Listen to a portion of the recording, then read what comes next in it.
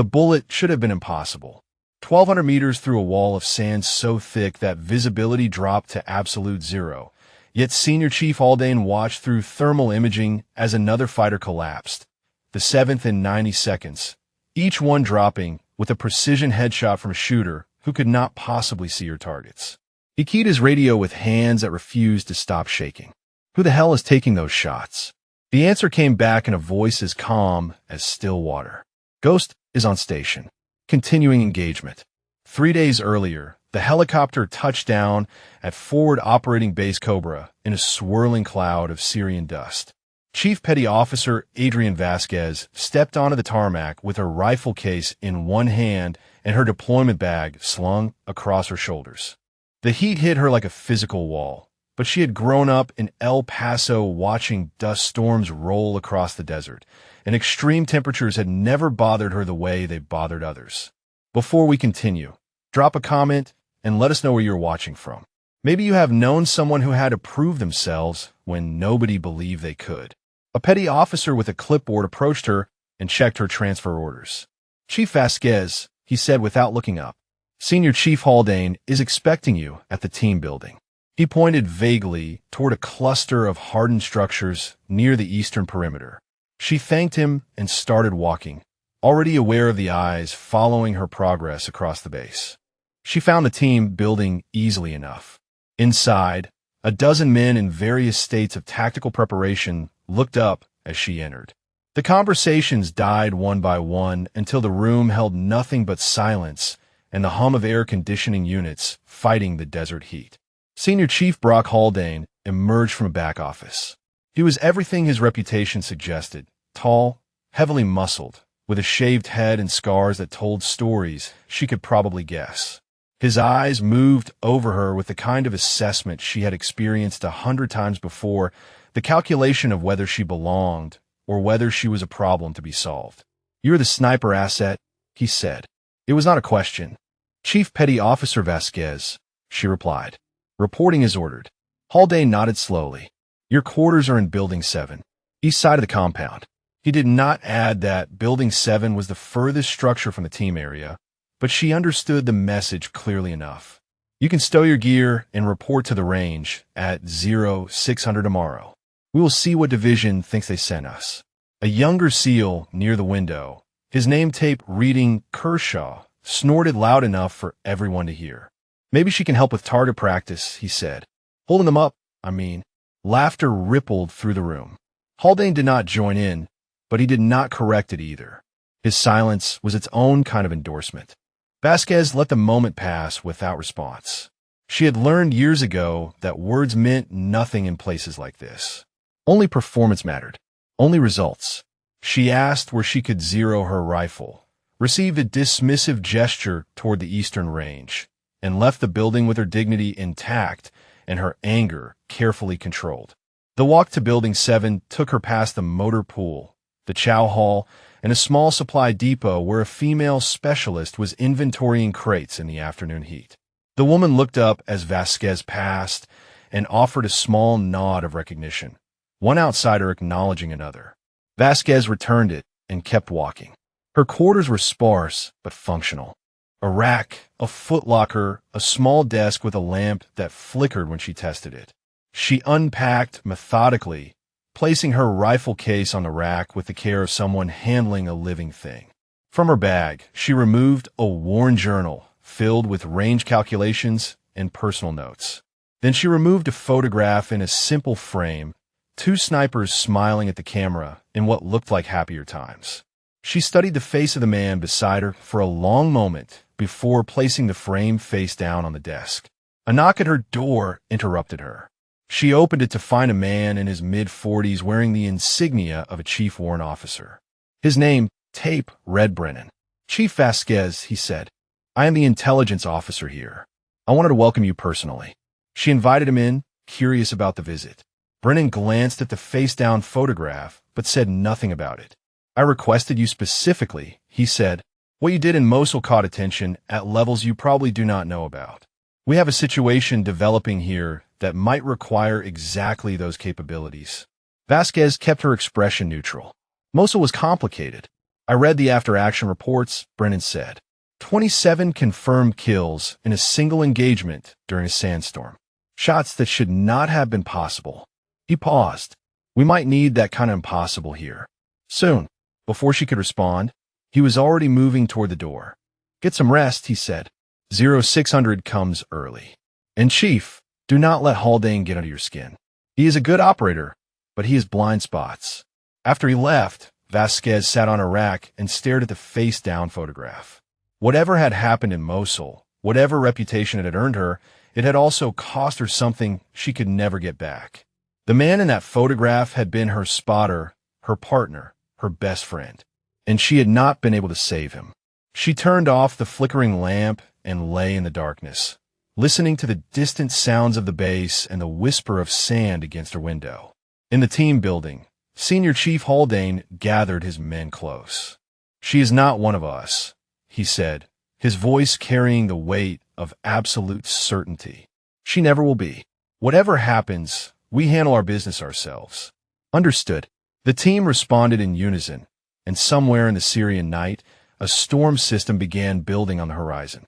She was on the range before dawn, her rifle assembled and ready while the eastern sky still held the purple remnants of night. The desert air carried a chill that would burn away within hours. But for now, it kept her focused as she settled into position behind her weapon. The 13 Malawian Quaches was an extension of herself, customized over years of deployments with modifications that most armorers would not recognize. A sound dampening system she had designed herself. A thermal scope calibrated to her specific vision.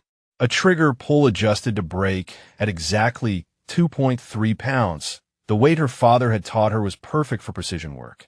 She fired her first round at 500 meters. Center mass on the steel silhouette. The sound echoed across the empty range and faded into silence. Footsteps approached from behind. She did not need to turn to know who it was. The weight of the steps, the rhythm of the gait, the subtle jingle of gear told her everything. Haldane had brought his team to watch. Early riser, Haldane said. Good. Let us see what you can actually do. She rose from her position and faced them. A dozen SEALs spread in a loose semicircle, some holding coffee, others with arms crossed. Kershaw wore a smirk that suggested he had already decided how this would end. Standard qualification, Haldane continued. 500 meters to start. Then we push it out. Vasquez returned to her rifle without comment. The first target was simple, a qualification shot that any competent marksman could make. She sent 3 rounds downrange in quick succession. 3 hits, center mass, grouped tight enough to cover with a poker chip. Adequate, Haldane said. Push it to 800. She adjusted her scope and fired again. 3 more rounds, 3 more hits. The grouping opened slightly, but remained well within acceptable parameters. Kershaw yawned theatrically. My grandmother could make those shots. Haldane ignored him. 1,000 meters. The distance was becoming meaningful now. At 1,000 meters, variables multiplied. Wind speed, temperature, humidity, the rotation of the Earth itself. She calculated, adjusted, and fired. 3 hits. 1,200, Haldane said. His voice had lost some of its dismissive edge. She made the adjustment and sent her rounds. 2 center mass, 1 slightly left, but still on target. A murmur passed through the watching SEALs. Haldane stepped closer. 1,400 meters, he said. Full crosswind. And let us make it interesting. He pointed to a partial silhouette at the far end of the range. A target barely visible even through magnification. Only the head and 1 shoulder were exposed. Hit that. The shot was near the edge of her rifle's effective range under perfect conditions. With the crosswind Haldane mentioned, it bordered on impossible. She knew he expected her to fail.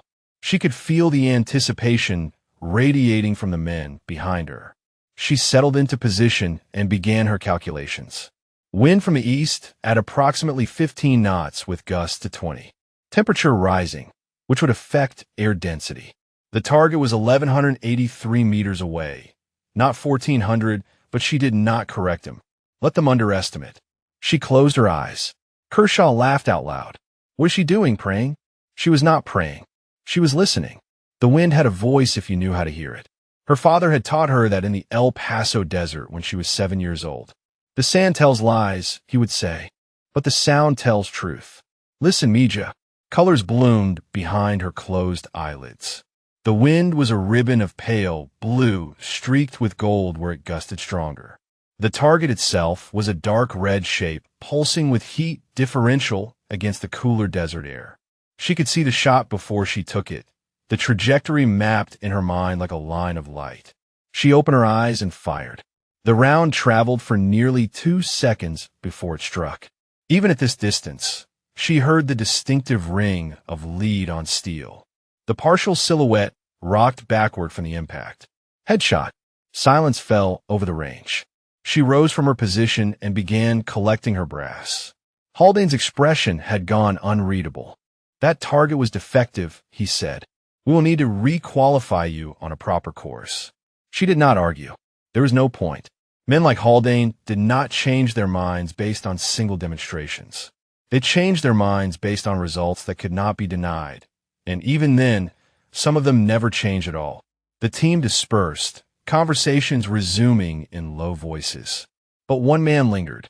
Petty Officer Second Class Okonjo remained by the range barrier, watching her with an expression she could not quite read. He was younger than most of the others, with features that suggested West African heritage and eyes that missed very little. After a long moment, he gave her a small nod. Not approval exactly, but acknowledgement. Recognition that what he had witnessed was real, whatever Haldane chose to call it. Then he turned and followed his teammates back toward the FOB. Vasquez stayed on the range alone. The sun had crested the horizon now, flooding the desert with harsh light and the promise of brutal heat. She loaded a fresh magazine and returned to her position. She fired 3 more shots at 3 different ranges. Each one found its mark. Each one was perfect. This was who she was. This was what she could do. And sooner or later, they would need her. They always did. The sound of helicopters in the distance pulled her attention skyward. 3 Black Hawks in formation, moving fast toward the FOB. Something was happening. She secured her rifle and started walking back toward the compound. Whatever came next, she would be ready. An alarm began to sound across the base, the distinctive tone that meant all hands to the briefing room. Intel had something urgent. Vasquez quickened her pace, her instincts already telling her that the situation Brennan had mentioned was no longer developing. It had arrived. The briefing room was standing room only when Vasquez arrived. She found a position near the back wall, away from the clusters of SEALs who had already staked out their territory. Haldane stood near the front with his arms crossed, flanked by Kershaw and 2 other team members whose names she had not yet learned. Lieutenant Commander Reeves entered through a side door with Brennan close behind. The room fell silent immediately. Reeves was younger than she had expected, maybe 34, with the lean build and watchful eyes of someone who had earned his command through performance rather than politics. Gentlemen, Reeves began, and Chief Vasquez, we have a situation that requires immediate action. Brennan activated a wall display showing satellite imagery of a small village surrounded by rocky desert terrain. The image zoomed to reveal a fortified compound at the village center, vehicles parked in defensive positions, and what appear to be fighting positions on several rooftops. This is Al-Qara, Brennan said, 12 kilometers northeast of our position. 48 hours ago, an ISIS cell led by a commander known as the Shepherd captured 4 American contractors traveling between security sites. The contractors include 2 former military, 1 medical professional, and 1 communication specialist. He advanced to the next image, a grainy photograph of a bearded man in black tactical gear. Assad al-Rashid, call sign the Shepherd, responsible for at least 30 documented executions of prisoners, all filmed for propaganda purposes. His pattern is consistent. He holds captives for 72 hours, then conducts public executions timed for maximum media impact. Reeves stepped forward. We are at hour 51. That gives us approximately 21 hours before the execution window opens. Aerial reconnaissance indicates at least 40 hostile fighters in and around the compound. The hostages are being held in the central building here. He pointed to a structure near the middle of the satellite image. Haldane spoke up. Standard assault package. We hit them at a 300, breach from multiple entry points, neutralize hostiles, extract the packages. Brennan shook his head. Complications. First, the enemy has captured night vision equipment from Iraqi army units. Our darkness advantage is compromised. Second, the compound has overlapping fields of fire from elevated positions. Any direct assault will take casualties before we reach the hostage location. And we take casualties, Haldane said. That is what we signed up for. There may be another option, Brennan replied. He glanced toward the back of the room. Chief Vasquez, your assessment. Every head turned toward her. She felt the weight of their attention. The skepticism radiating from Haldane and his inner circle, the curiosity from others who had heard rumors about the range demonstration. She stepped forward, studying the satellite imagery. The compound has 3 elevated fighting positions with heavy weapons coverage on the southern and western approaches. If those positions are eliminated before the assault begins, your entry teams have a clean path to the hostage building. I can provide precision overwatch and neutralize key targets in sequence. From where Kershaw asked, you planning to walk up and knock on the door?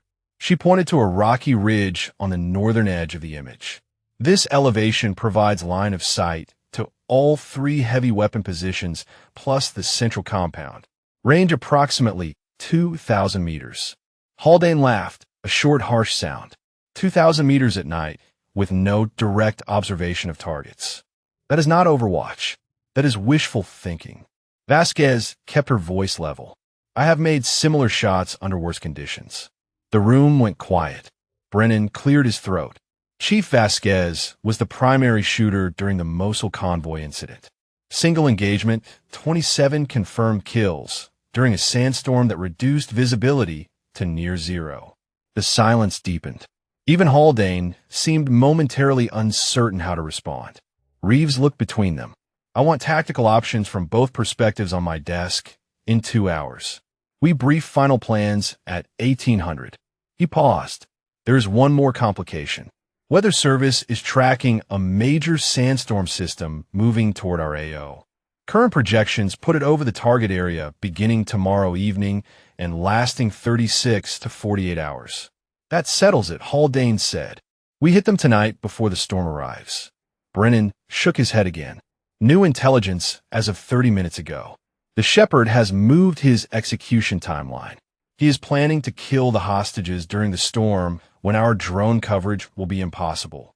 Maximum propaganda value with minimum risk of intervention. The implications settled over the room like a weight. If the storm made aerial observation impossible, it also made precision overwatch impossible. Or so conventional thinking suggested. Reeves dismissed the briefing with orders to prepare for multiple contingencies. As the room emptied, Vasquez felt a presence at her shoulder. She turned to find Haldane standing closer than necessary, his voice pitched low enough that only she could hear. I do not care what you did somewhere else, he said. I do not care what Brennan thinks you can do. You're not one of us. You never will be. And when this goes wrong, when people start dying because Division wanted to check a box by putting a woman on my team, I will make sure everyone knows exactly who is responsible. He walked away before she could respond. Not that she would have. Words were worthless in moments like this. Only actions mattered. Only results. Brennan found her outside the briefing room. He handed her a tablet containing additional compound imagery and intelligence assessments. The female hostage, he said quietly. Her name is Catherine Marsh. She is a trauma nurse who volunteered for humanitarian work in the region. The Shepherd has specific plans for her that I will not describe. If we do not get her out, what happens to her will be worse than death. Vasquez looked at the tablet, at the photograph of a woman with kind eyes and a determined smile. She thought about the face-down picture in her quarters, about promises made and broken, about shots that mattered and shots that came too late. I will get her out, she said. Brennan nodded and walked away. Above the FOB, the sky had begun to change. High clouds were streaming in from the west, the first outriders of the approaching storm. By tomorrow, the world would disappear behind a wall of sand. And somewhere in that wall, she would find her targets. She could not sleep. The corridors felt smaller in the darkness, the walls pressing inward with the weight of everything that would happen in the next 24 hours. Vasquez sat on the edge of her rack and listened to the wind beginning to build outside, the first whispers of the storm that would define whether 4 people lived or died. She reached for the photograph on her desk and turned it over. Tomas Delgado looked back at her with the easy smile she remembered from 1,000 shared moments. They had been partners for 3 years, spotter and shooter, 2 halves of a single weapon system. He had been the only person who understood what she could do, the only one who never questioned the way she closed her eyes before impossible shots. He called it her gift. She had never found a better word for it. The photograph was from their last deployment together, taken outside a firebase in northern Iraq. They were both grinning, covered in dust, exhausted from a mission that had gone sideways in every possible way. But they had survived. They always survived. That was what they told themselves. Until Mosul. She closed her eyes and let the memory come. The convoy ambush. The IED that turned the lead vehicle into a fireball. The chaos of gunfire from elevated positions as enemy fighters poured rounds into the kill zone. She had been on Overwatch 800 meters away, already engaging targets when the Sandstorm rolled in like a living thing and swallowed the world whole. Tomas had gone down to help the wounded. He was always doing that, always putting himself in harm's way for others. She should have followed, should have been his eyes when the sand made seeing impossible. Instead, she stayed in position, trusting her gift, trusting that she could protect him from where she was. 27 kills. She remembered each one. The sound of their bodies falling, the colors of their heat signatures fading from red to black as life left them. She killed everyone who threatened the convoy, every fighter who tried to finish what the IED had started. But she could not see Tomas. The sand was too thick, the chaos too complete. By the time she found his heat signature, he was stumbling through a crossfire zone, disoriented, moving toward enemy positions he could not see. She screamed into her radio. She begged him to stop, to get down, to wait for her. He never heard her. The enemy did not miss. Vasquez opened her eyes and placed the photograph face down again. That was 2 years ago. 2 years of carrying the weight of a mistake she could never undo. 2 years of taking every impossible assignment, every suicide mission, searching for something she could not name. Redemption, perhaps, or punishment. Sometimes they felt like the same thing. A knock at her door brought her back to the present. She opened it to find Lieutenant Commander Reeves standing in the dim corridor. "Chief Vasquez," he said, "walk with me." They moved through the FOB in silence, past sleeping quarters and humming generators, until they reached a small observation post overlooking the eastern desert. The sky had grown strange, a brownish haze obscuring the stars as the storm system crept closer. Reeves leaned against the sandbag barrier and studied the horizon. "Brennan told me about Mosul," he said. "The official version. I want to hear yours." She considered deflecting, offering the same sanitized summary she had given a dozen debriefers. But something in his voice suggested he deserved more than that. "I made the shots," she said. 27 kills in conditions that should have made shooting impossible. "I saved the convoy. 15 people went home because of what I did that day. And my spotter died because I was not with him." She paused. "I stayed in position.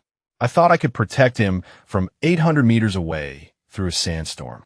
I was wrong." Reeves was quiet for a long moment. "You blame yourself. I was his partner, his eyes, and I let him walk into a crossfire because I was too focused on the mission to see what was happening to him." The wind gusted harder, carrying grit that stung exposed skin. Reeves turned to face her directly. "Tomorrow you will be 2,000 meters from my team in conditions worse than Mosul. I need to know that you can do what you say you can do. And I need to know that what happened to your spotter will not happen to my man." Vasquez met his eyes without flinching. "I requested this deployment specifically.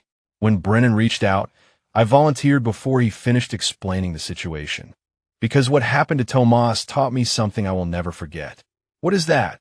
"That staying in position is not always enough. That sometimes the shot matters more than the shooter." She paused. Your men will come home, Commander. All of them. I will make sure of it. Reeves studied her for a long moment, then nodded slowly. Final briefing is at 1800. I have approved your overwatch position on the northern ridge. Haldane is not happy about it, but this is my call. She felt something loosen in her chest. Thank you, sir. Do not thank me yet. He gestured toward the approaching storm. You will be shooting through that. If you cannot deliver, we lose 4 hostages and possibly members of my team. That is not a weight I am giving you lightly. I understand. He left her alone on the observation post. Vasquez remained there as the wind continued to build, watching the wall of sand creep toward them across the desert.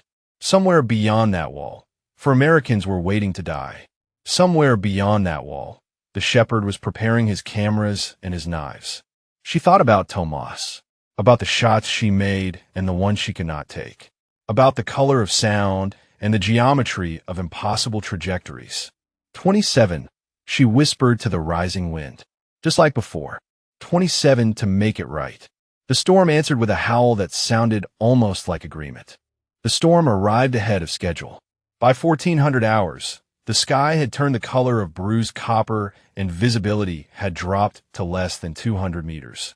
Sand hissed against every surface, finding its way through seals and barriers with the persistence of water, seeking cracks in stone. Vasquez was on the range, making final adjustments to her rifle when the first heavy gusts forced her to shelter behind a concrete barrier. She had replaced her standard scope with a thermal hybrid system, modified the barrel threading to reduce sand intrusion, and loaded ammunition she had hand-selected for consistency. Every variable she could control, she controlled. The variables she could not control would have to be managed through other means. Footsteps crunched through the sand behind her. She did not need to look to identify the approaching figure. The rhythm was distinctive now, a cadence she had cataloged without conscious effort. Okonjo settled against the barrier beside her, shielding his face from the wind with one gloved hand. Hell of a day for a shooting competition, he said. She continued her equipment check without responding. You watch her work for a moment. That thing you do, he said, closing your eyes before you shoot. I have never seen anything like it. Most people think it is a nervous habit. Most people did not watch you put a round through a target at 1400 meters after doing it. He paused. What is it really? She considered the question. Okonjo had shown her small kindnesses since the range demonstration, acknowledgments that cost him nothing but meant something nonetheless. He had not joined in when Kershaw made his comments. He had not laughed when Haldane dismissed her. In a place where allies were scarce, even neutrality was valuable. I see sound, she said finally, colors and shapes that correspond to what I hear.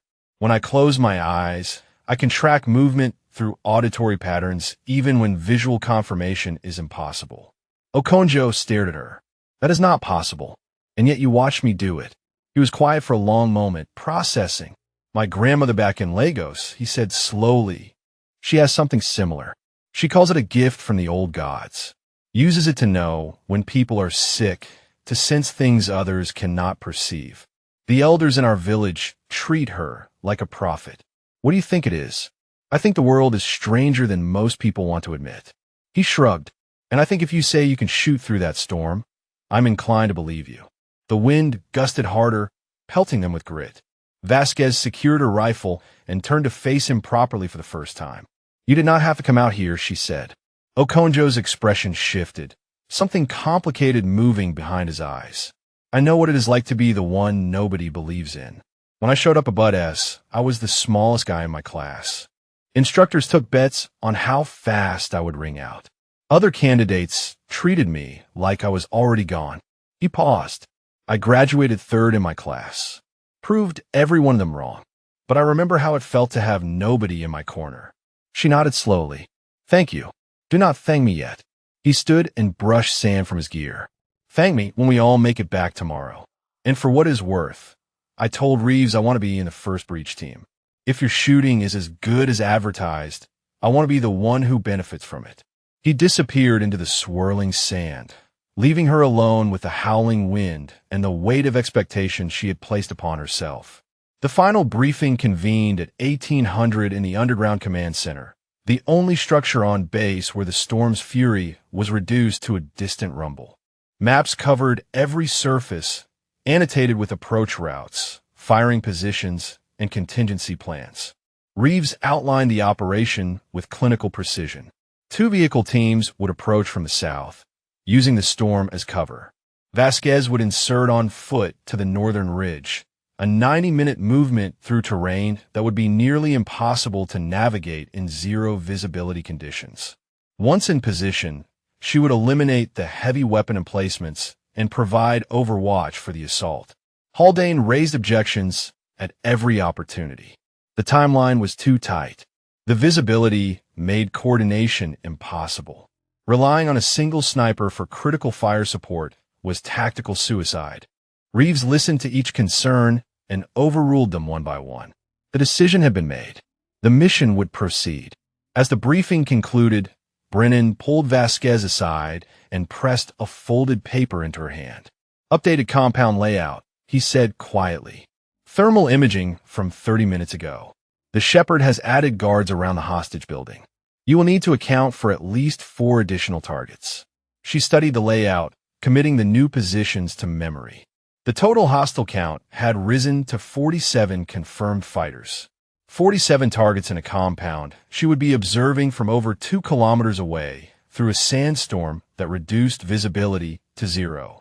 Brennan watched her face for any sign of doubt. "Can you still do this?"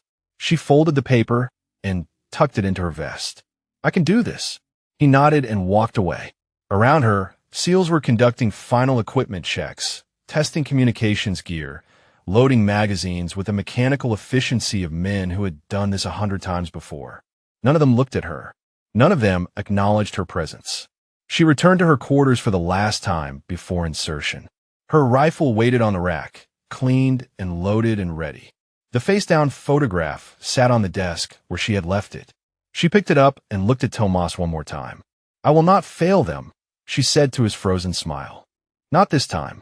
Then she gathered her gear and walked out into the storm. The sand was a living thing. It clawed at her exposed skin, invaded every gap in her gear, and reduced the world to a sphere of brown chaos no larger than 3 meters in any direction. Vasquez moved through it with her compass in one hand and her rifle slung across her back, counting paces and adjusting for the wind that threatened to push her off course with every gust. 90 minutes to reach the northern ridge. She had covered similar distances in worse conditions, but never with stakes this high. Never with 47 lives, depending on her ability to find a specific cluster of rocks in a featureless hellscape. The terrain shifted beneath her boots, hard-packed earth giving way to loose gravel that announced the beginning of the elevation change. She was close. Her internal clock said 73 minutes had passed, which meant she was ahead of schedule despite the conditions. She began climbing. The ridge was steeper than the satellite imagery had suggested, the rocks slick with accumulated grit that made every handhold uncertain. Twice she slipped and caught herself, her fingers scraping against stone as the wind screamed past her ears. The sound was overwhelming, a constant roar that would have made normal communication impossible. But for her, the sound was information. Colors swirled behind her eyes, even with them open, patterns emerging from the chaos. She could hear the compound now, faint beneath the storm's fury. Generators humming. Baiklas itling. Voices shouting in Arabic to be heard over the wind. She found her position at the crest of the ridge, a natural depression between 2 boulders that provided cover and a stable shooting platform. She settled into the prone position and began assembling her observation setup. Radio check crackled through her earpiece, barely audible through the static. Reeves's voice, distorted but recognizable. "All teams report." "Alpha team in position," Haldane responded. "Holding at rally point south." "Bravo team ready," came another voice. "Eastern approach staged." A pause. "Ghost report." She keyed her mic. "Ghost in position." "Northern ridge. Range to compound 2.4 kilometers. 2.4, Haldane repeated. She could hear the skepticism even through the distortion. That is beyond effective range in these conditions. She did not respond. There was nothing to say that would change his mind. Only her bullets could do that. Vasquez raised her thermal scope and began scanning the compound. The sand created interference, waves of static washing across the display, but she could see through it well enough to identify heat signatures. She counted methodically, marking positions on the mental map she had built from Brennan's intelligence. 14 exterior targets visible. 3 heavy weapon positions, 2 fighters each. 8 roving patrols in pairs. The hostage building was a bright cluster of thermal signatures at the compound's center, too many bodies packed together to distinguish individuals. She adjusted her scope and found the shepherd. He was in the command building adjacent to the hostages, surrounded by 4 bodyguards. Even through the thermal haze, his posture radiated authority. He was giving orders, gesturing sharply, preparing for something. Ghost, Reeves said. What do you see? 40-plus hostiles confirmed. 3 heavy weapon positions covering southern and western approaches. Primary target is in the command structure with 4 close protection. She paused. Activity near the hostage building. They may be preparing to move the packages. Silence on the radio. Then Haldane. We need to move now, before they relocate. Negative, Reeves responded. We stick to the timeline. Ghost, can you interdict if they start moving hostages? She calculated angles, distances, the interference patterns in her scope. Affirmative. But if they move inside, I lose visual. Understood. All teams stand by for my command. The waiting was the hardest part. Vasquez kept her eye to the scope, tracking movements, updating her mental target list. The heavy weapon positions were her first priority. Without them, the assault teams could approach without being cut to pieces. After that, she would transition to targets of opportunity, eliminating anyone who threatened the SEALs or the hostages. 47 targets, 2.4 kilometers, 0 visibility. She closed her eyes and listened. The compound came alive in her mind, painted in colors that existed only in her perception. Red heat signatures pulsing against the cool blue of stone walls. Gold threads of voices weaving through the brown static of the storm. She could hear heartbeats, dozens of them, some steady with boredom, others racing with the anticipation of violence. She found the hostages, 4 distinct signatures huddled together in a single room, their hearts beating fast with fear. One of them, a woman, was speaking in low tones, praying perhaps, or offering comfort to the others. Catherine Marsh, the nurse who had volunteered to help strangers in a war zone. The woman the shepherd had special plans for. Not tonight, Vasquez whispered. Not ever. She opened her eyes and settled her crosshairs on the first heavy weapon position. The thermal scope showed 2 fighters manning a mounted machine gun, their bodies radiating heat against the cold metal of their weapon. At this distance, through this storm, the shot was technically impossible. She had made impossible shots before. Ghost, Reeves said. Green light in 60 seconds. Confirm ready. She exhaled slowly, feeling her heartbeat settle into the rhythm she knew so well. The space between beats where time seemed to stretch and the world reduced itself to a single point of focus. Ghost confirms ready, she said, waiting for green light. The seconds counted down in her mind. 59, 58, 57. Somewhere in that compound, 47 men were about to learn what happened when they threatened people under her protection. The counter reached 0. Green light, Reeves said. All teams execute. Ghost, you're cleared hot. She fired. The first bullet traveled for nearly 3 seconds before it found its target. 3 seconds of flight through swirling sand and screaming wind. 3 seconds of trajectory adjustments calculated in the space between heartbeats. The fighter on the heavy machine gun dropped without a sound, a dark hole appearing where his face had been. His partner froze for half a second, confusion overriding training. That half second was all she needed. The second round punched through his skull before he could reach for the weapon. 2 down, 45 to go. Ghost, Haldane's voice crackled through the radio. Did you just take those shots? She was already transitioning to the second heavy weapon position. Affirmative. First emplacement neutralized. Moving to secondary. The thermal scope showed two more fighters scrambling toward their mounted gun, alerted by the sudden death of their comrades, but unable to identify the source. At 2.4 kilometers through a sandstorm, they had no reason to expect a sniper. No reason to believe anyone could see them, let alone shoot them. She proved them wrong twice more in rapid succession. Secondary emplacement down, she reported. Transitioning to tertiary. The third position was partially obscured by a stone wall, the fighters using cover that would have protected them from any conventional angle. But she had studied the compound layout until it lived in her memory. She knew exactly where the gap in that wall was, exactly where a body would have to be positioned to operate the weapon. 2 more shots. 2 more kills. All heavy weapons neutralized, she said. Assault teams are clear to approach. Reeves responded immediately. Alpha and Bravo, execute breach.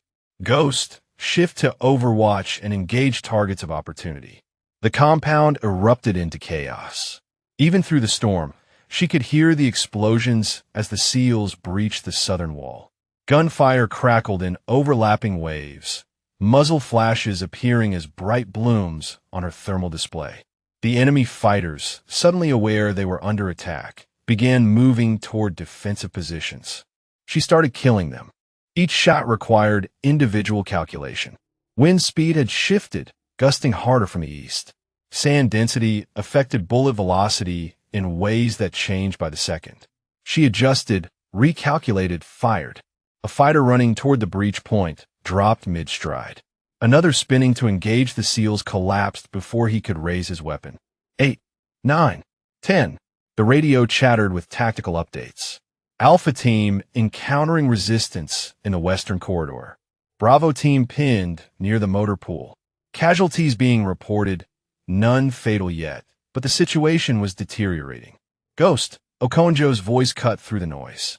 We have 3 tangos flanking our position. Cannot get eyes on them. She scanned the compound, searching for the threat. Her thermal showed a cluster of heat signatures moving through a narrow alley between buildings, using cover to approach the SEAL position from an angle they could not defend. I see them, she said. Hold position. She tracked the lead fighter, calculating his movement pattern. He was smart, using the buildings to break line of sight, never exposing himself for more than a second at a time. A conventional sniper would have waited for a better opportunity. She was not conventional. The colors bloomed behind her eyes as she closed them. She could hear his footsteps, the rhythm of his movement, the exact moment he would emerge from cover. 3 seconds. 2. 1. She fired blind, trusting the sound. The fighter dropped. His 2 companions hesitated, stunned by the impossible shot. She killed them both before they could recover. 13. Okonjo's voice returned, breathless. Flanking threat eliminated. Ghost, how the hell did you do that? She did not answer. There was no time for explanations. The SEALs were pushing deeper into the compound, and every second brought new targets. 14, 15, 16. The battle fragmented into a dozen smaller engagements. She moved between them, like a conductor directing an orchestra, her rifle the instrument through which she imposed order on chaos. Every time a SEAL encountered resistance, she removed it. Every time an enemy tried to reposition, she cut him down.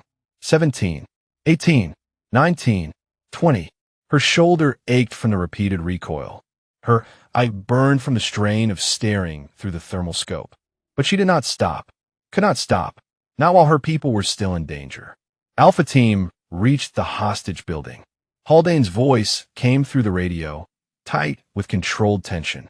Ghost, I have 4 tangos guarding the primary entrance. Need them gone. She found the targets. For fighters crouched behind a sandbag barrier, weapons trained on the door through which the SEALs would have to enter. At this angle, she could see 3 of them clearly. The 4th was partially hidden behind his companions. 3 shots in 4 seconds. 3 fighters dead. The 4th scrambled for better cover, but she had anticipated his movement. Her bullet met him before he finished standing. 21, 22, 23, 24. Entrance clear, she reported. You're free to breach. Haldane did not acknowledge. She heard the explosion of the breaching charge, the sharp crack of flashbangs, the controlled bursts of suppressed rifle fire.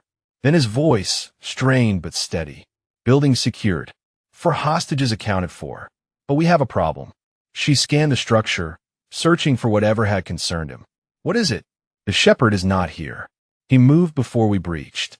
He is somewhere in the compound with at least a dozen fighters, and he is heading for the extraction vehicles. If the shepherd escaped, everything they had done would mean nothing. He would rebuild, recruit, and return to his bloody work. The hostages would be safe, but dozens of future victims would not.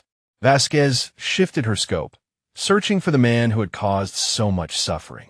The compound was a maze of buildings and alleyways, dozens of places where a clever enemy could hide. She closed her eyes and listened, and there, beneath the gunfire and the wind and the pounding of her own heart, she heard him, a voice giving orders in rapid Arabic. Footsteps moving with purpose toward the northern vehicle bay. He was running straight toward her position. "I have him," she said. "The shepherd is moving north with approximately 12 fighters. Intercept course with vehicle depot." Reeves responded immediately. "Can you stop him?" She opened her eyes and began tracking the thermal signatures. 12 bodyguards. 12 obstacles between her and the man who had planned to murder 4 innocent people for propaganda. 12 more shots to make things right. "Engaging now," she said. The shepherd moved fast. His bodyguards formed a protective cordon around him as they pushed through the compound toward the vehicle depot, using buildings and walls to break any possible line of fire. He knew he was being hunted. He just did not know from where. Vasquez tracked them through her scope, watching the cluster of heat signatures flow like water through the compound's maze. 12 fighters plus the primary target. 13 shots to end this. The first bodyguard made a mistake. He stepped too far from cover while checking a corner, exposing himself for barely a second. A second was enough. 25. The group froze, then scattered into tighter formation. The shepherd was screaming orders now, his voice cutting through the storm with the authority of a man accustomed to absolute obedience. His fighters responded by closing ranks, creating a human shield around their leader. She needed them to separate, needed gaps in their formation. But they were disciplined, moving as a single unit with the shepherd buried at its center. "Ghost," Reeves said. "Status on primary target." "Engaging," she replied. "He has tight protection. Working on solutions." The group reached a covered walkway that connected 2 buildings, disappearing from her thermal view. She had perhaps 30 seconds before they emerged on the other side, closer to the vehicles that represented their escape. She closed her eyes. The colors came immediately, sound painting the world in hues that existed only in her mind. She could hear the shepherd's breathing, rapid with exertion and fear. Could hear the footsteps of his bodyguards, their patterns revealing their positions within the formation. Could hear the vehicles ahead, engines idling, ready to carry a monster to freedom. Her father's voice echoed from memory. "The sand lies, Mija, but the sound tells truth." She opened her eyes as the group emerged from the covered walkway. They were moving faster now, almost running. The vehicle depot was less than 50 meters ahead. Once they reached those trucks, her angle would be compromised. The shepherd would vanish into the storm and disappear. She could not let that happen. The lead bodyguard was the key. He was setting the pace, choosing the path. If she removed him, the others would hesitate, even if only for a moment. She fired. The lead man dropped. 26. The formation stuttered. Exactly as she had predicted, the remaining fighters faltered, unsure which direction the threat was coming from. In that moment of confusion, the shepherd made his own mistake. He pushed forward ahead of his protection, desperate to reach the vehicles. For one heartbeat, he was exposed. Vasquez shifted her aim, finding him in her scope. The thermal image showed a man in his 40s, lean and hard, his body radiating the heat of exertion and fury. This was the face behind 30 documented executions. This was the voice that had ordered the deaths of countless innocents. This was the monster who had planned to murder Catherine Marsh for the cameras. She exhaled and began to squeeze the trigger. A bodyguard threw himself in front of the shepherd at the last possible instant. Her bullet took him through the chest instead, punching through his body armor with enough force to knock him backward. The shepherd stumbled, splashed with the blood of his protector, but kept moving. She had missed her chance. The remaining fighters opened fire blindly into the storm, spraying rounds in every direction. None of them came close to her position, but the suppressive fire gave the shepherd the cover he needed. He reached the first vehicle and wrenched open the door. "Ghost," Haldane's voice cut through the radio. "Do you have the shot?" "Negative. He is in the vehicle." The truck's engine roared. The shepherd was behind the wheel now, his surviving bodyguards piling into the bed as the vehicle lurched forward. They were heading for the compound's northern gate, the same direction she had come from. They were driving straight toward a ridge. Reeves was issuing orders, redirecting teams to intercept, but Vasquez barely heard him. She was calculating trajectories, angles, the speed of an approaching vehicle through zero visibility conditions. The truck would pass within 800 meters of her position. At that range, even through the storm, she could make the shot. If she could see the target. The shepherd was smart. He stayed low in the cab, using the vehicle's frame as cover. His bodyguards in the bed were exposed, but he was invisible. She could kill his remaining protection, but the primary target would escape, unless she found another way. The truck was 400 meters from a gate. 300. She tracked it through her scope, watching the bodyguards scan the darkness for threats they could not see. 6 men remained. 6 obstacles. She started removing them. The first dropped before anyone realized she was firing. The second spun off the truck bed and vanished into the sand. The third and fourth died, reaching for weapons they would never use. The fifth tried to take cover behind the cab, pressing himself flat against the metal. She waited until the truck hit a bump in the road, lifting him just enough to expose his head. 5 shots. 5 kills. The 6th bodyguard panicked. He leaped from a moving vehicle and tried to run, abandoning his master in a desperate bid for survival. She let him go. He was not the target. The shepherd was alone now. His truck was 200 meters from the gate, accelerating hard. In seconds he would be through, disappearing into the storm where no one could follow. Vasquez steadied her breathing. She could not see him through the cab's frame, could not find an angle that would give her a clean shot. The truck was armored, the glass reinforced. Even her rifle could not punch through at this distance. But the tires were not armored. She shifted her aim and fired twice in rapid succession. Both front tires exploded, shredding rubber across the sand. The truck swerved violently, the steering suddenly useless. The shepherd fought for control, but physics was against him. The vehicle slammed sideways into the compound wall and came to a violent stop. For a moment, nothing moved. Then the driver door opened and the shepherd emerged, stumbling into the sand. He was injured, one arm hanging limp, blood streaming from a gash on his forehead. But he was alive, and he was running. Vasquez tracked him through her scope. 800 meters. 700. He was heading for the rocks at the base of a ridge, perhaps hoping to lose himself in the terrain. He did not know she was there. Did not know he was running toward the very death he was trying to escape. She let him close the distance. 600 meters. 500. Close enough. The shepherd stopped suddenly, as if sensing something wrong. He turned and looked up toward the ridge, toward the position where she lay invisible in the storm. For one impossible moment, their eyes seemed to meet. She fired. The bullet covered 500 meters in less than a second. The shepherd's head snapped back, a red mist briefly visible before the wind scattered it into nothing. He collapsed without a sound and did not move again. 27.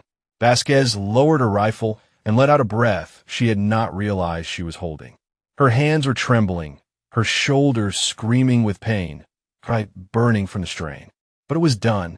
Primary target eliminated, she said into the radio. The shepherd is down. Silence. Then Reeves. Confirmed kill. Confirmed. 27 hostiles neutralized. Compound is secure. More silence. When Haldane finally spoke, his voice carried something she had never heard from him before. Copy that, Ghost. Good shooting. The compound fell silent in the aftermath. Gunfire that had echoed through the storm faded to nothing, replaced by the wind's endless howl and the distant calls of SEALs clearing buildings room by room. Vasquez remained in position on the ridge, her rifle still trained on the terrain below, watching for any threat that might emerge from the chaos. None came. The enemy was broken, their leader dead, their fighters scattered across the sand in testament to what happened when they chose the wrong targets. "Ghost," Reeves said through the radio. "Compound is secure. RTB when ready." She acknowledged, but did not move immediately. The adrenaline was fading now, leaving behind an exhaustion that settled into her bones like lead. Her hands had stopped trembling, but the ache in her shoulder had spread to encompass her entire right side. She had fired more rounds in the past hour than most snipers fired in a month of combat deployments. 27 confirmed kills. The same number as Mosul. As if the universe had decided to give her a chance to rewrite history. She began breaking down her equipment, securing her rifle with movements made automatic through years of practice. The thermal scope went into its padded case. The bipod folded against the stock. Each action was deliberate, methodical, a ritual that helped quiet the part of her mind still racing from combat. The descent from the ridge was slower than the climb. Her muscles protested every step, fatigue making the rocky terrain treacherous. The storm had not abated, sand still swirling in patterns that would have been beautiful if they were not so punishing. She navigated by compass and sound, following the colors that painted her path even through the darkness. 40 minutes later, she reached the compound's northern perimeter. A SEAL she did not recognize was manning the breach point, his weapon trained on the darkness until he confirmed her identity. He nodded her through without comment, but something in his expression suggested he knew exactly who she was and what she had done. The interior of the compound looked like a war had torn through it, which she supposed was accurate. Bodies lay where they had fallen, some clustered around defensive positions, others scattered in the open where her bullets had found them. She walked past them without looking too closely. There would be time for processing later. There was always time later. She found the hostage building near the center of the compound. Medical personnel were already on scene, treating the 4 Americans who had come within hours of execution. 3 men sat against a wall with blankets around their shoulders, their expressions carrying the 1,000-yard stare of people who had accepted death and then been pulled back from its edge. The 4th hostage was separate from the others, a woman in her 40s with kind eyes and steady hands that were helping one of the medics treat a wounded SEAL. Catherine Marsh, the nurse who had volunteered for humanitarian work. The woman the shepherd had special plans for. Vasquez watched her work for a moment, struck by the calm efficiency she displayed despite everything she had endured. This was a woman who had stared into the face of evil and refused to break, who had spent her captivity not falling apart, but preparing herself to help others the moment she was free. Catherine looked up and caught her watching. Something passed between them, a recognition that needed no words. Then the nurse returned to her work, and Vasquez moved on. Okonjo found her outside the command building. He looked exhausted, his gear covered in dust and what might have been blood, but he was grinning with the manic energy of someone who had survived something unsurvivable. 27, he said. I counted the bodies myself. 27 headshots through a sandstorm from over 2 kilometers away. That is not possible. She shrugged, wincing as the movement aggravated her shoulder. Apparently it is. He laughed, a sound that seemed too loud for the carnage surrounding them. When we get back to base, you're telling me everything. How you do what you do. All of it. Because I have been operating with these teams for 3 years, and I have never seen anything like what happened tonight. She started to respond, but stopped when she noticed figures approaching through the swirling sand. Haldane emerged first, followed by Kershaw and 2 other SEALs she recognized from the briefing. They stopped a few meters away, their expressions unreadable in the dim light. Haldane stepped forward. His face was streaked with grime, his gear battered from close quarters combat. He looked like a man who had been through hell and come out the other side with his convictions intact. But there was something different in his eyes now, something that had not been there before. Chief Vasquez, he said formally. Senior Chief. A long moment passed. The wind howled around them, filling the silence with its fury. Then Haldane did something she had not expected. He extended his hand. "I have been doing this for 16 years, he said. "I have worked with the best shooters in the world. Rangers, Delta, Marine Scouts, snipers. None of them could have done what you did tonight." She looked at his hand, then at his face. The hostility that had defined their every interaction was gone, replaced by something that looked almost like respect. She took his hand and shook it. "I told you I would bring your men home. You did more than that." He released her grip and stepped back. "You saved all of us. Every member of this team owes you their life. That is not something I say lightly."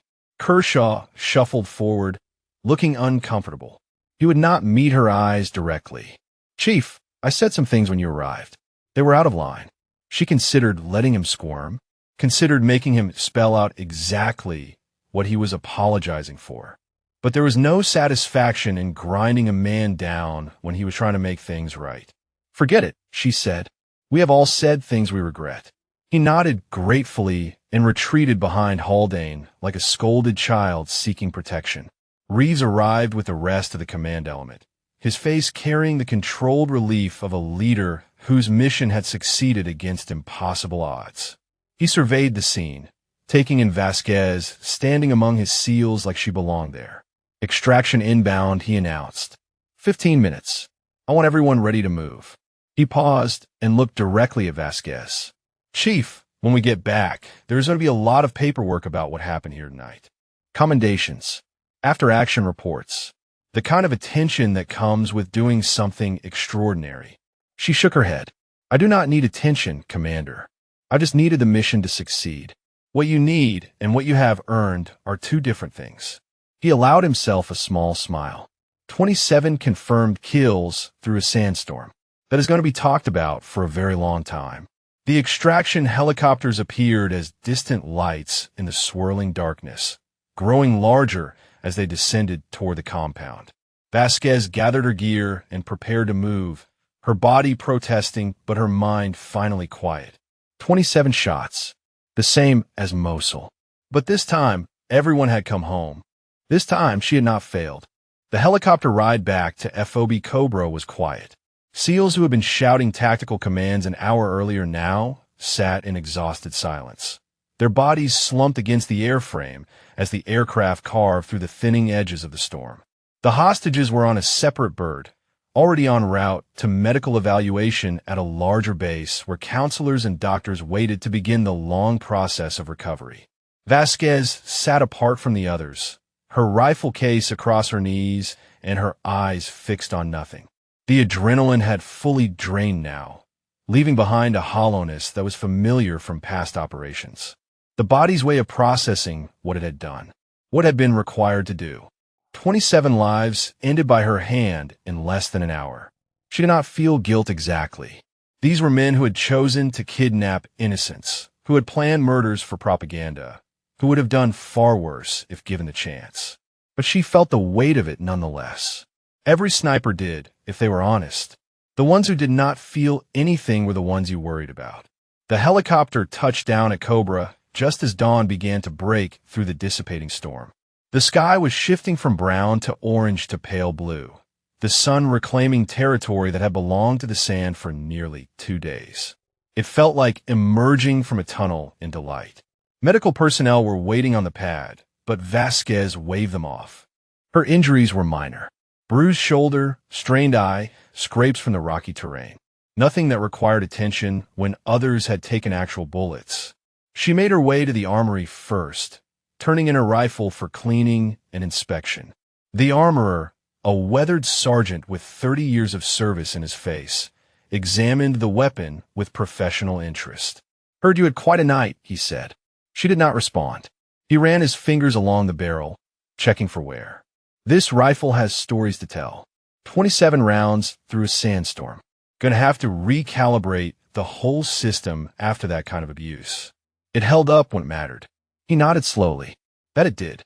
He set the rifle on his workbench with something approaching reverence. "I will take good care of her, Chief. She earned it." Vasquez left the armory and walked toward her quarters.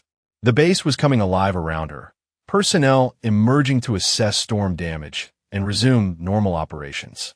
Several people she passed gave her looks that suggested word had already spread. In the special operations community, news traveled faster than any official channel could contain. She was almost to Building 7 when a voice called her name. Catherine Marsh was standing near the medical station, still wearing the clothes she had been captured in, now torn and stained from her ordeal. She looked exhausted but composed, her nurse's training evident in the way she carried herself despite everything. "Chief Vasquez," she said, "I was hoping to speak with you before they transferred me out." Vasquez stopped. The two women faced each other in the morning light, survivors of the same nightmare from opposite ends of the rifle scope. "I wanted to thank you," Catherine said, "for what you did. You do not have to thank me. It is my job." Catherine shook her head. "I was in that room for 3 days. I heard them talking about what they planned to do. To me specifically." She paused, her voice steady despite the subject matter. "I am a nurse. I have seen trauma. I have treated victims of violence. But I have never been on the other side of it before. Never understood what it felt like to be completely helpless. I'm sorry you had to experience that. Do not be sorry. Be proud." Catherine stepped closer, her eyes intense. "When the shooting started, we did not know what was happening. We thought they were killing each other. Then the guards started falling one by one, and we realized someone was out there. Someone was fighting for us." She reached out and took Vasquez's hand. "I did not know your name until an hour ago, but I spent those final minutes praying for whoever was behind that rifle, praying that they would not miss, praying that they would save us." Vasquez felt something shift in her chest, a loosening of a knot she had carried for so long she had forgotten it was there. "Whoever you lost," Catherine said softly, "whoever taught you to shoot like that, or gave you the reason to be so good at it, they would be proud of what you did tonight." The words hit harder than she expected. She thought of Tomas, of his easy smile and steady hands and the way he had always believed in her even when she doubted herself. She thought of the face-down photograph waiting in her quarters and the weight she had carried since Mosul. "Thank you," she managed. Catherine squeezed her hand and released it. "They tell me I will be stateside by tomorrow. Back to my family. Back to my life. Because of you." She smiled, a genuine expression that transformed her tired face. "I plan to spend the rest of that life being worthy of the chance you gave me." She walked away toward the medical station, leaving Vasquez alone with the morning sun and the settling dust. The debrief took most of the day. Vasquez sat in the command center with Reeves, Haldane, and a rotating cast of intelligence officers, walking through every shot, every decision, every moment of the operation. They recorded her account for after-action reports that would be studied by tacticians and trainers for years to come. They asked her to explain techniques she had never put into words before. They treated her not as an outsider, but as the critical asset she had proven herself to be. Haldane sat through the entire debrief without interrupting. When she described shooting the flanking team blind, guided only by sound, he leaned forward with an expression of pure professional fascination. When she explained how she had tracked the shepherd through the compound by the color of his voice, he did not dismiss it as impossible. He simply nodded and made notes. At the end of the session, Reeves officially logged her kills. 27 confirmed, he said. Single engagement, adverse conditions, range exceeding 2,000 meters. He looked up from his paperwork. "Chief Vasquez, I have been in special operations for 12 years. I have never seen a performance like the one you delivered last night." She accepted the statement without deflection. There was no point in false modesty. What she had done was extraordinary. Pretending otherwise would dishonor the effort it had taken. "What happens now?" she asked. Reeves exchanged a glance with Haldane. "Now we figure out how to keep you. Team 7 has an opening for a permanent sniper attachment. If you're interested." She looked at Haldane, waiting for the objection that did not come. He met her eyes steadily. "I told you that you were not one of us. I was wrong. What you did last night made you one of us. If you want the position, it is yours." The offer hung in the air between them. A place to belong. A team that would accept her. The thing she had been searching for since Mosul without admitting it to herself. "I am interested," she said. Reeves smiled. "Then welcome to Team 7, Ghost." The sun had fully risen by the time Vasquez returned to her quarters.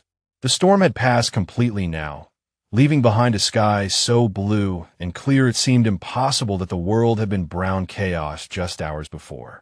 She stood in the doorway for a moment, looking at the small space that had felt like exile when she first arrived.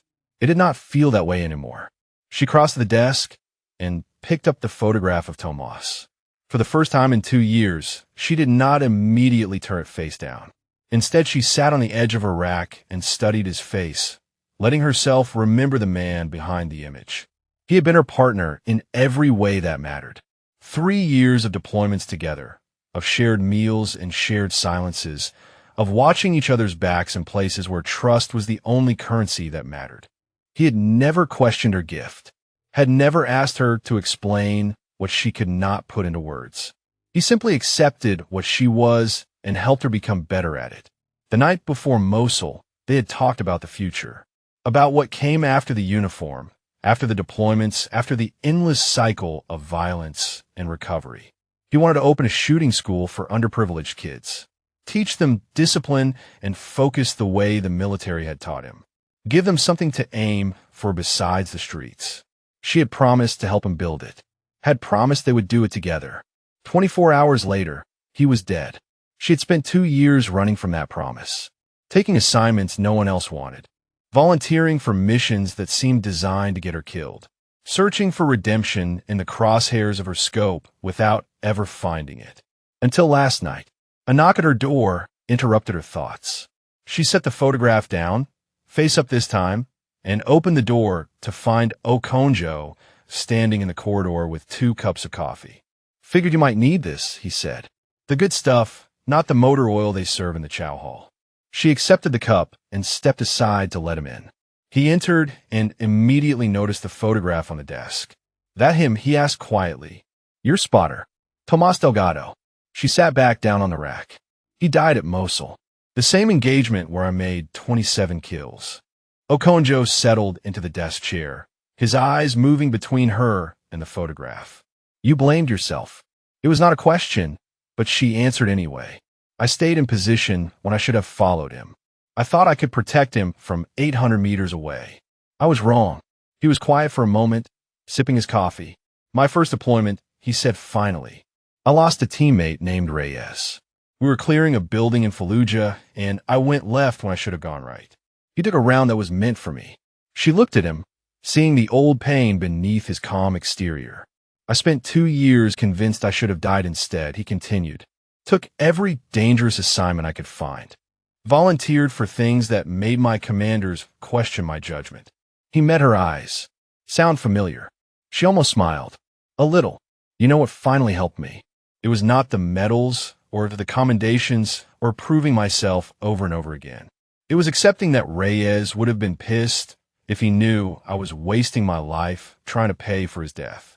He did not die so I could throw myself away. He died because war is chaos, and chaos does not care about guilt or redemption." Vasquez looked at the photograph again. Tomas had always been the practical one, the one who told her to stop overthinking and trust her instincts.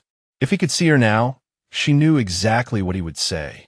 "Stop carrying me like a weight, Ghost. Carry me like a reason." "He called me Ghost," she said, "before anyone else did. Said I disappeared into my rifle and came back as something else. Something that could not be seen or stopped. Sounds like he knew you pretty well. Better than anyone." Okonjo finished his coffee and stood. "The team is gathering in the rec hall. Unofficial celebration of last night's operation. Haldane is buying the first round, which I am fairly certain has never happened before in recorded history." She hesitated. "I'm not sure I am ready for that." He shrugged. "You do not have to be ready. You just have to show up." He paused at the door. "You're one of us now, Ghost. That means you do not get to hide in your quarters when there is celebrating to be done. Team rules." He left before she could argue.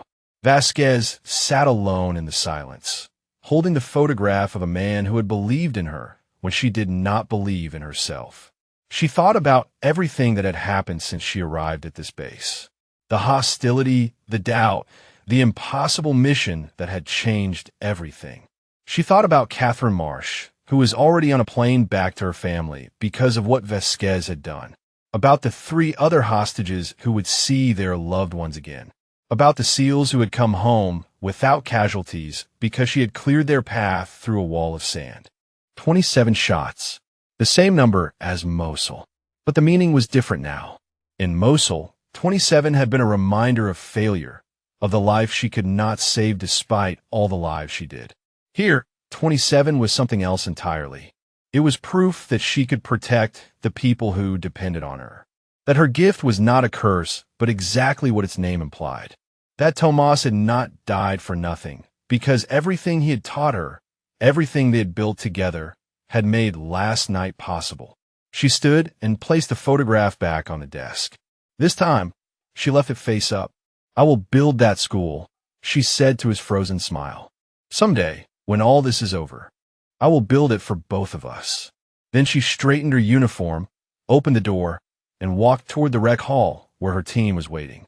The corridor was busier than usual, personnel moving between buildings in the aftermath of the storm. Several people she passed nodded in recognition, a few offering quiet words of acknowledgement. Word had spread completely now. Everyone on the base knew what had happened at Al-Qara. Everyone knew who had made it possible.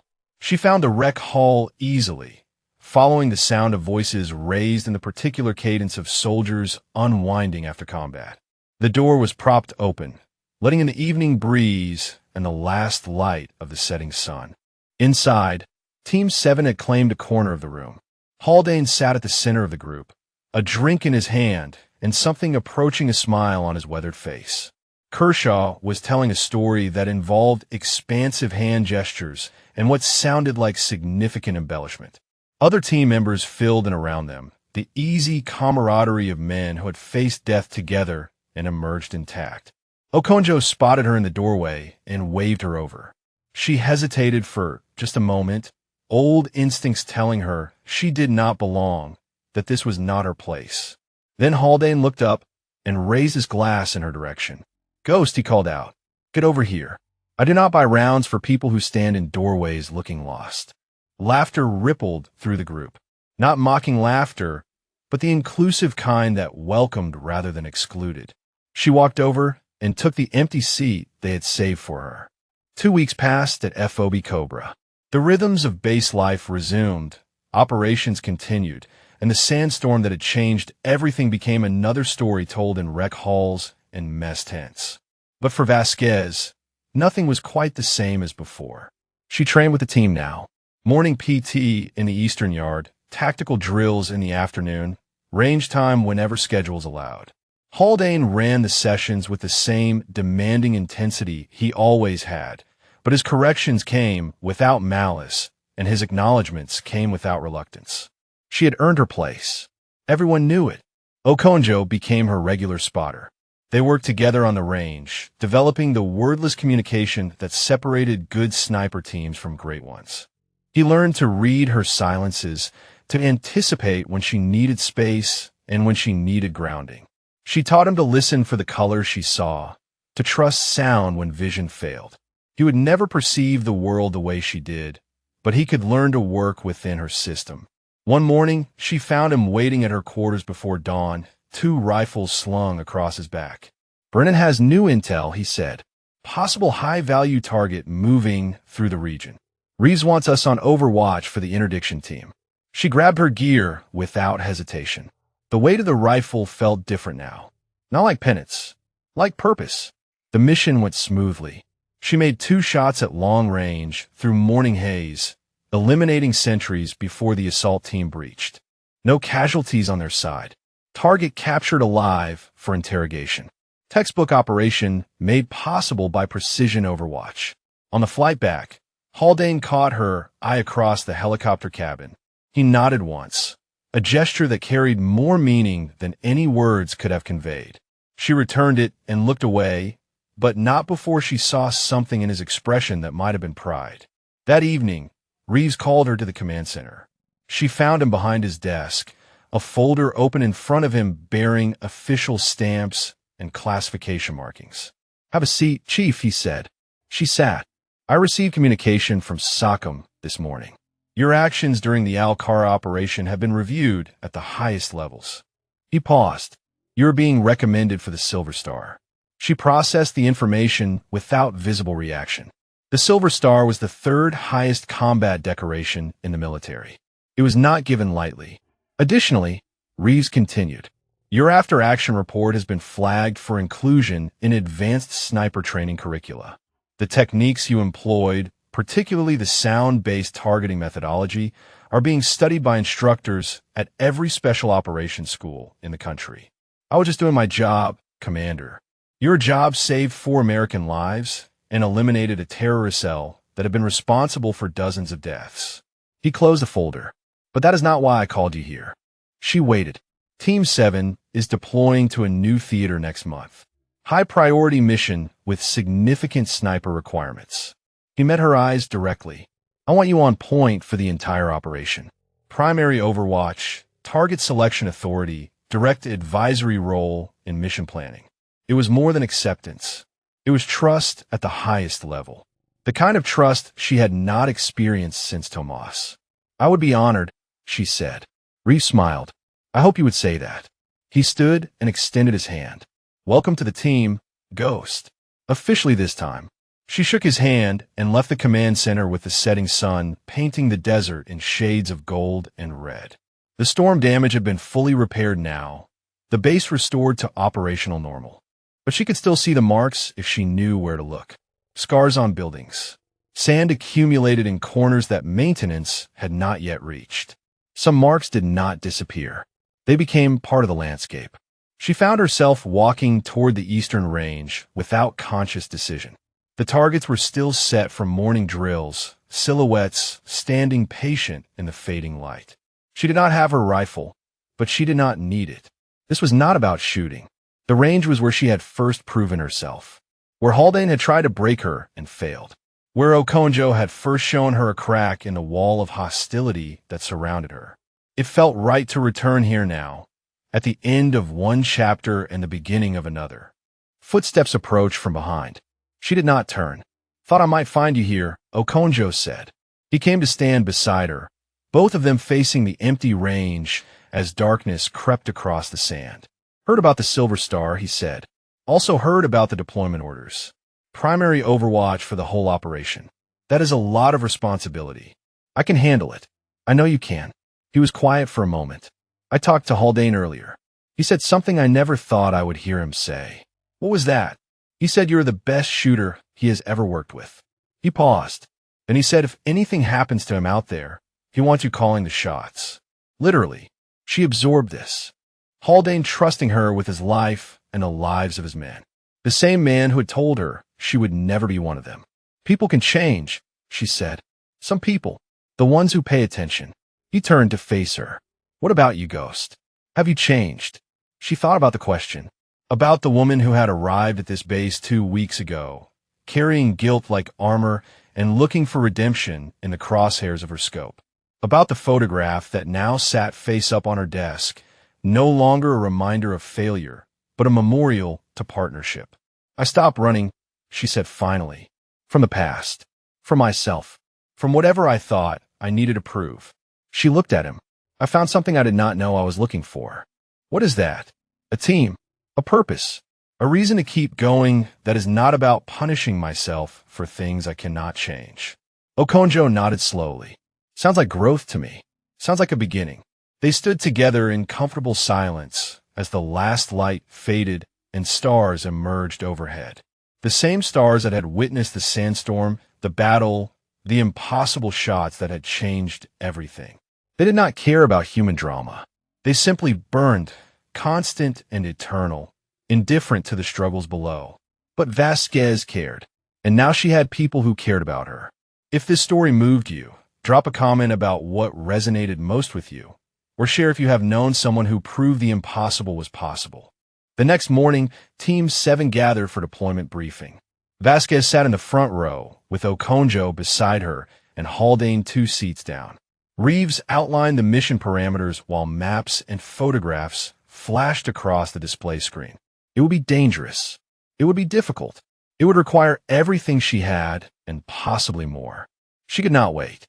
When the briefing ended, the team dispersed to begin preparations. Vasquez lingered for a moment, looking around the room at the men who had become her brothers. They had doubted her. They had dismissed her. They had forced her to prove herself in ways that should not have been necessary. And then they had accepted her. Fully, completely, without reservation. She thought about Tomas one last time, about the school they had planned to build together, about the promise she had made to his photograph. Someday she would keep that promise. But today, she had a team to protect and a mission to complete. She gathered her gear and walked out into the morning sun. 27 shots through the impossible. Not to prove anything. Not for recognition. Not for redemption. 27 shots because that was what her people needed. And now, finally, she had people again.